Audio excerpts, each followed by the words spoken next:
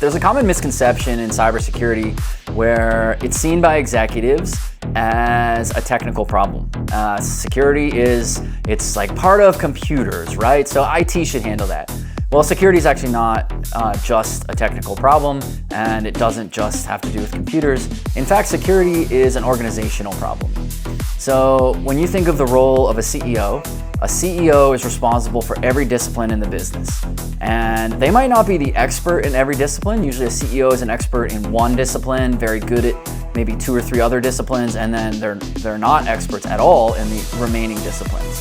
So for example, many CEOs come up through the sales ranks. So they're experts at sales, and they're pretty good at marketing, and maybe they're pretty good at finance, but maybe they're not legal experts, or maybe they're not HR experts. And nevertheless, when there are legal problems and there's HR problems, it's the CEO's responsibility, it's the CEO's job. So we have to realize that security is just one of those disciplines as well. And the CEO doesn't need to be the expert in security, but they need to know how to surround themselves with the experts. They need to know how to ask the right questions. They need to know how to get the right type of advice, and they need to know how to take the right action at the right time, spend the right money, the right amount of time, and other resources.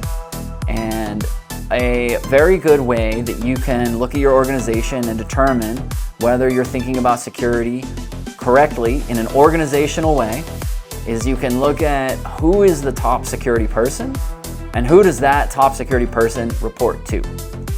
The top security person should report to the CEO.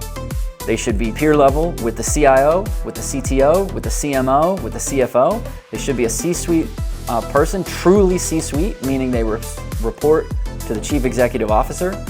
The top security person, if they report into the CIO or the CTO, which is very common in many organizations, they actually are not in the C-suite, even if their title is Chief Information Security Officer.